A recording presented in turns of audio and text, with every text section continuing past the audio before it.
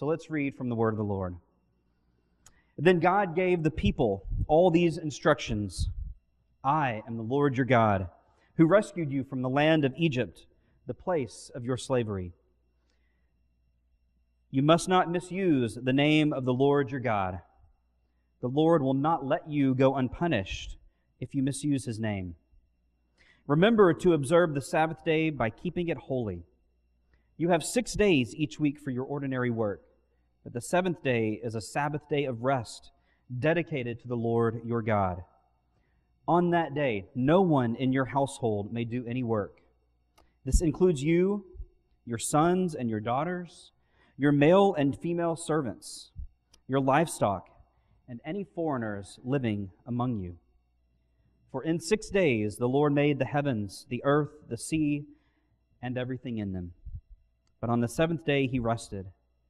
That is why the Lord blessed the Sabbath and set it apart as holy. Well, the first thing that we're going to talk about today is the third commandment, the Lord's name. And the first thing I want to talk about here is, let's actually talk about the name and what is going on with the idea of the name in the Hebrew Bible, but more specifically, we're going to focus on Exodus here in a moment. So what's so significant about the idea of the name? Well, there's actually, believe it or not, a lot to study. If you were to go and look up articles and books about the name of the Lord, there are a bunch of them. I mean, it would take us months to cover all of that, and since I don't have months this morning to cover that, I'm going to try to summarize it for you quickly and as best I can. In ancient Israel, and really even more in the ancient Near East, the context in which the Israelites found themselves, the essence of a person or of an object was believed to be contained in its very name. And the truth is, I don't think that's all that different from how we treat names even today. As I thought about this week, I thought about my oldest, Hannah Claire, who, when she was about 3 or 4, I don't know whether she remembers this or not, but when she was about 3 or 4, a lot of people just wanted to call her Hannah. I mean, when we'd go to church, we'd meet other people, other places, they would just say Hannah, and that is her first name. But we've always called her Hannah Claire her first and middle name for reasons that I don't really want to go into right now, but that's just what we've done. Well, what was her name as a 3 and 4-year-old to her? It was Hannah Claire. So every time somebody would come up to her, or she would be introduced to somebody, they would say, "Oh, hello, Hannah," and she would say, "My name is Hannah Claire." Just as sweet as she could, she'd just remind them, "You've not spoken my name." Now, a lot of that has to do with that's how we identified her, right? I mean, she learned that from us in some ways. But in another way, I think it really goes deeper than that, that at the core of who she was at that age was Hannah Claire. Not Hannah, but Hannah Claire. That's how she identified herself. And she's, of course, free later on in life to drop the middle name if she wants or whatever, or just go by her middle name. It doesn't matter to us. But at 3 or 4, that's how she identified. So much is wrapped up in a name, and really you can see this traced throughout the Hebrew Bible, right, where people over and over again receive new names, don't they? And even in the New Testament where Saul is converted in name to Paul, right? There's so much in a name. The name of our God was even more important than that. The name of God actually appears as Yahweh, or what we believe to be the appropriate way to say the name of God, appears 6,823 names in the Hebrew Bible. Now, by the time that vowels were added to Hebrew, about actually the 8th century A.D., a long time after when all this was written down, the name of God was actually so revered, you've probably heard this, it was so revered that people chose not to even speak it. And if they wrote it out using Latin letters or English letters like we use, they would put dashes for the vowels. They would leave out the vowels as a sign of respect. Now, particularly for Exodus, what does the name have to do with Exodus? Well, the truth is a lot. In Exodus 3:15, God actually shared his name with Moses. You probably remember this moment, right? In Exodus 3, where Moses meets with the Lord in the burning bush, right? And the Lord says, "Tell the people, I am sending you." In Exodus 6:3, God tells God tells Moses, that Abraham, Isaac, and Jacob, never actually knew him by name. What an interesting thing to say. The greatest patriarchs of the Israelite people never knew the Lord by name. And so this is a new revelation to Moses given for the people. In Exodus chapter 9 and verse 16, God actually has concern for God's name worldwide. Now, this is in the midst of God battling the Pharaoh and the gods of Egypt, the false gods of Egypt, we should probably better say. And God says that He's doing this so that His name would be world-renowned. In Exodus 23 and verse 13, the Israelites are instructed not to even speak the names of other gods, only the name of the Lord. I think all these references show us this command isn't just an isolated moment where God decides all of a sudden, hey, I like my name, why don't you treat it with respect? But actually that all along, and even after this, speaking the Lord's name has real significance. And I want to dive more into that right now. And to kind of continue that, I think we need to have a proper translation of what's going on in verse 7 of Exodus chapter 20. So let's start with the verb in Exodus chapter 20. The New Living Translation that I read from has the word misuse. Some of your translations might have said do not take, something along those lines. Really, the way that it ought to be translated, when I looked this Hebrew verb up in the Hebrew lexicon that I have, the main translation for this verb is actually carry. To carry. The Lord is saying, carry my name in an appropriate way. So I would translate this verse actually something more along these lines. Do not carry the name of the Lord your God in a worthless, and here we have to supply some kind of word like way or manner or something like that. For the Lord will not let anyone be unpunished who carries the name in a worthless way. I think really what's being conveyed here, so often this word, or rather this command, gets brought down into something along the lines of, if I stub my toe, I can't say, oh God, that hurt. Well, there are a couple of reasons why that's not really what's going on here. One is, God is not God's name. God is not God's name. God is a title. The Lord is a title. That would be like my children saying, oh, Father, that hurt. Well, Father isn't my name, is it?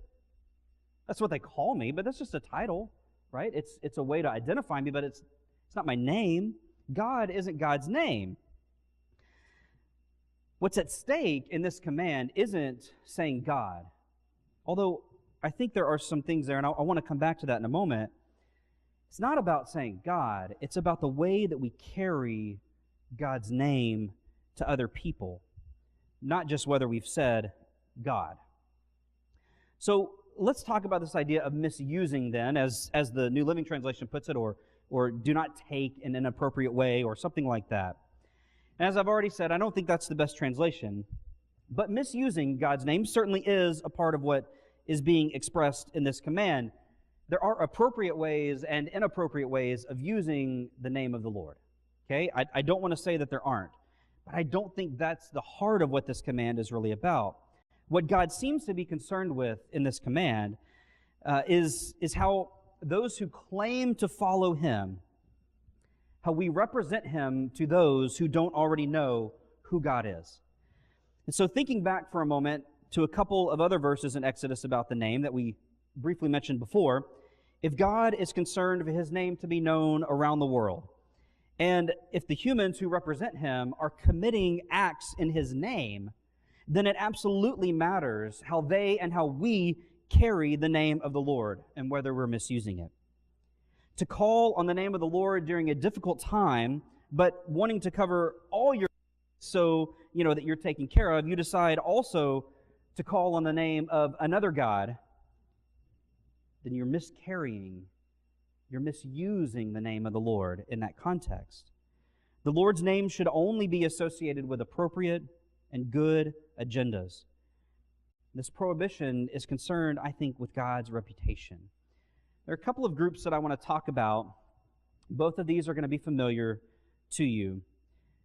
I want to look at these as examples of people whom I believe are miscarrying. They are directly in violation of commandment number 3. These are people that I would say are in direct violation of this commandment. Article 24 of the Nazi Party platform stated this, quote, "We demand the freedom of all religious confessions in the state, insofar as they do not jeopardize the state's existence or conflict with manners and moral sentiments of the Germanic race. The party, as such, upholds the point of view of a positive Christianity without tying itself confessionally to any one confession. It combats the Jewish materialistic spirit at home and abroad, and is convinced that a permanent recovery of our people can only be achieved from within on the basis of the common good before individual good." End quote. A positive Christianity. Is there anything that the Nazis did that promoted a positive Christianity? When you say the word Christian, whose name does that bear? Christ. Is there anything in the Nazi Party platform that carried the name of the Lord in an appropriate way? In direct violation of commandment number 3. I don't think there's any other way that you could interpret what happened historically with them.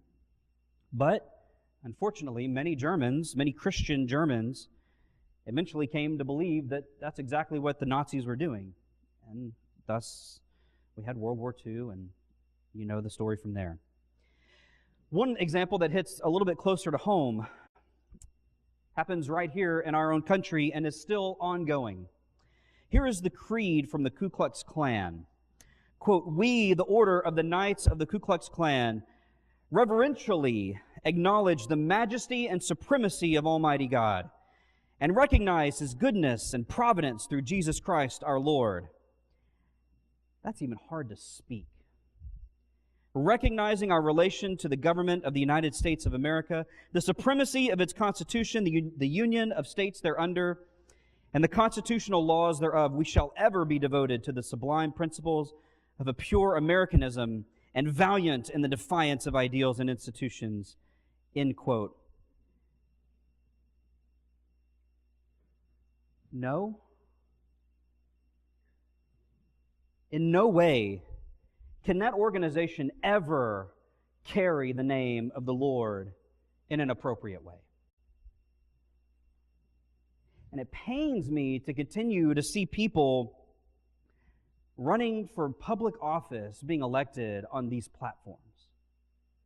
Because it is still happening. If you don't think it is, I think it was in Virginia just a couple of weeks ago. The person who's going to run for senator in the Republican Party is running on a basis of white supremacy.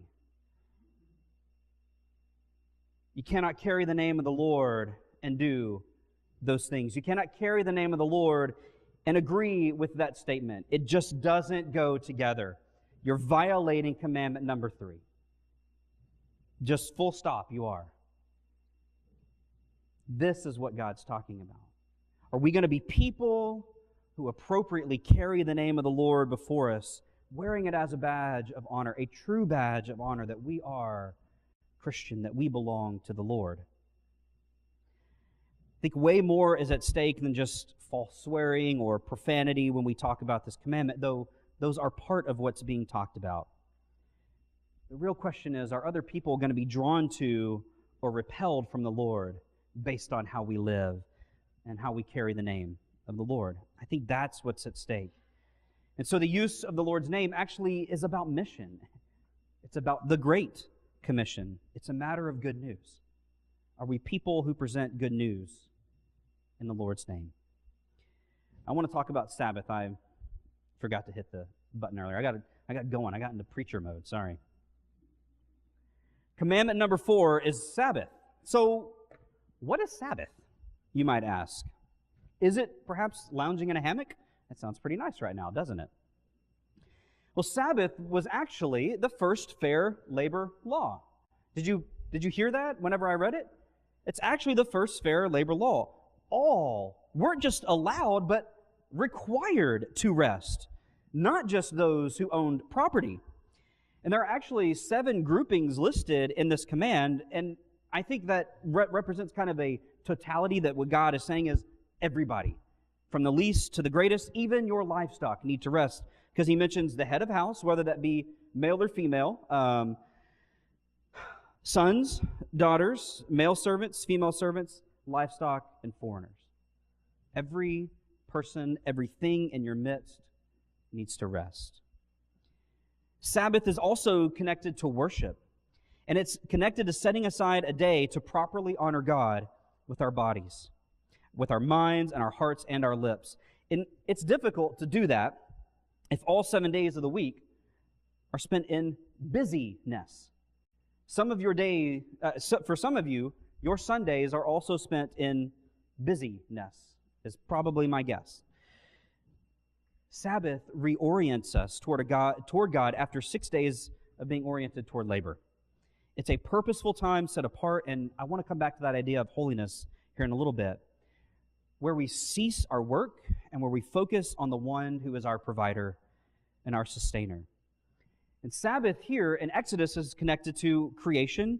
In Deuteronomy, when Moses re-gives the 10 Commandments, he actually connects it with the Exodus from Egypt, which it's interesting, you would think the moment where they've come out of Egypt, that's when they would connect it to, but here they connect it to creation. The command doesn't change, though, just the reason for its being given.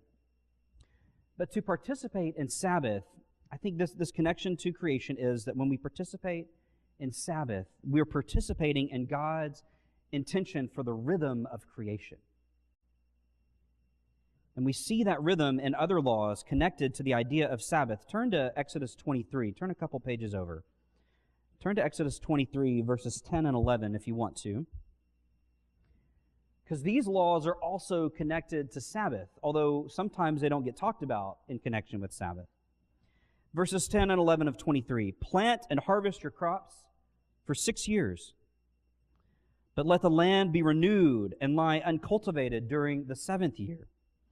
Then let the poor among you harvest whatever grows on its own. Leave the rest for wild animals to eat.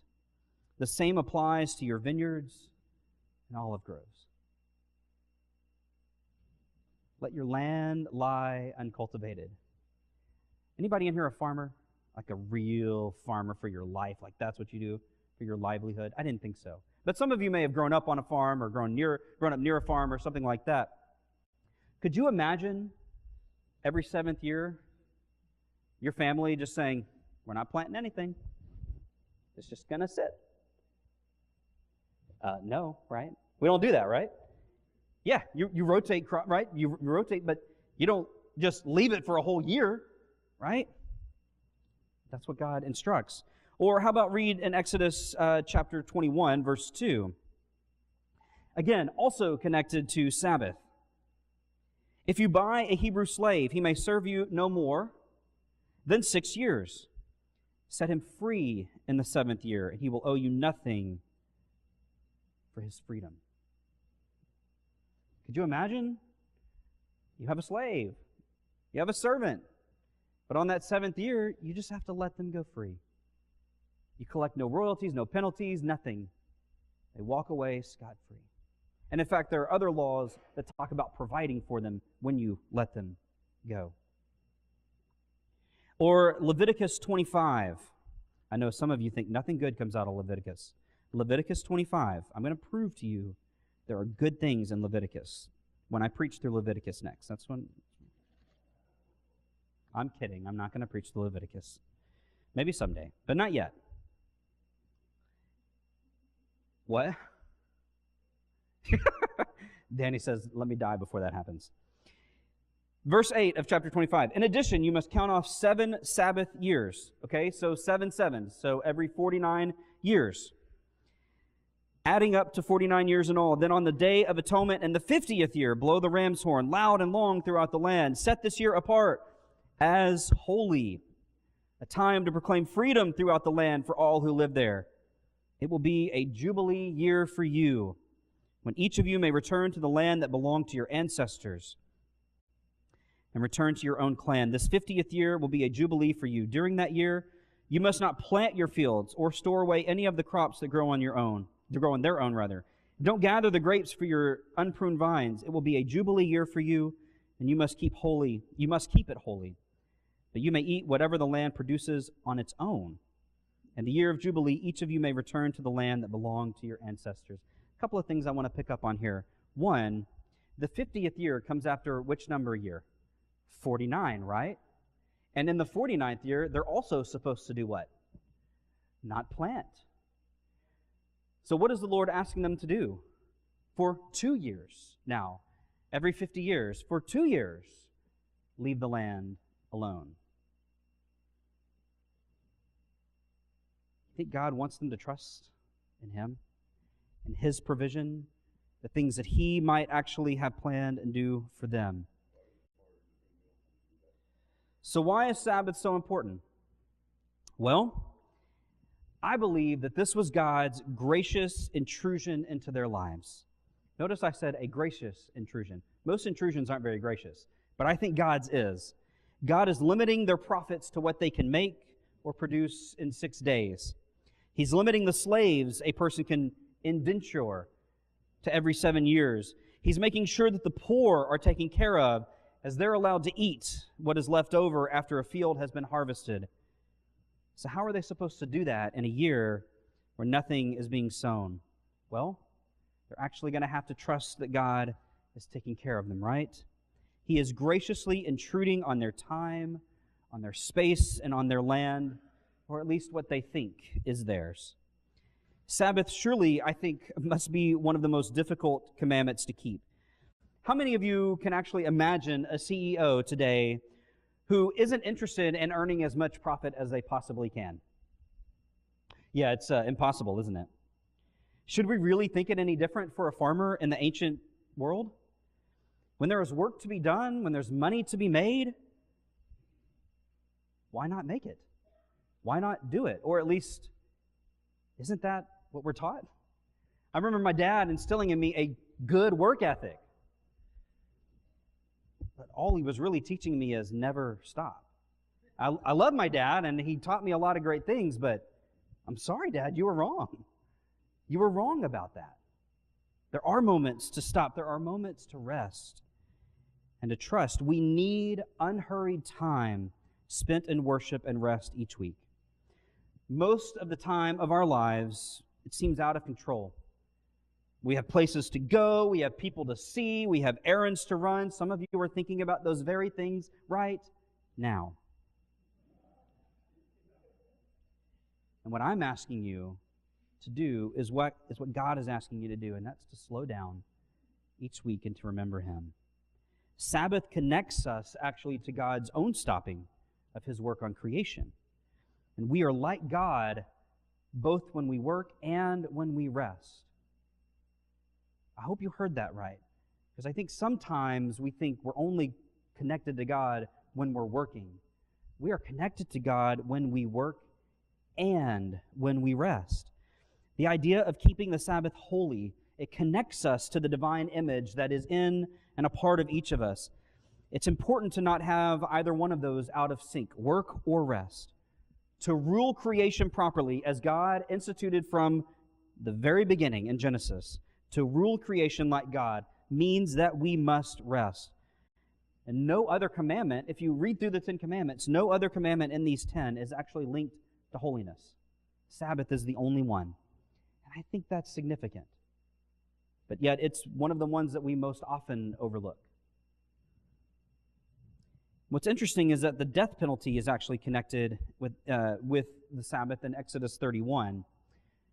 So I got to asking myself the question this week, why is the death penalty connected with Sabbath? I mean, it seems like a silly thing to kill somebody over, right? You don't rest, so you die. You're gone. Well, I think the order of creation is at stake in this command. But I really think it fundamentally comes down to, if we're going to talk about who is most likely to take the time off that God is declaring here, Is it going to be the property owner or is it going to be the slave? Who's most likely going to get the time off? The property owner, right? The one in charge. I think the connection here is not. It became a legalistic way of confining people in what they did, and we see that in the time of Jesus. And I want to turn to Mark chapter 2 here in just a moment and read what Jesus says about Sabbath. But I think what's at stake here is that the property owners, if they didn't have this command, if part of the command wasn't also let your slaves do no work, that they would just work them to death. You don't get time off. And some of you may feel like slaves in your own jobs. But God is saying, if you're a property owner, if you have servants, if you have slaves,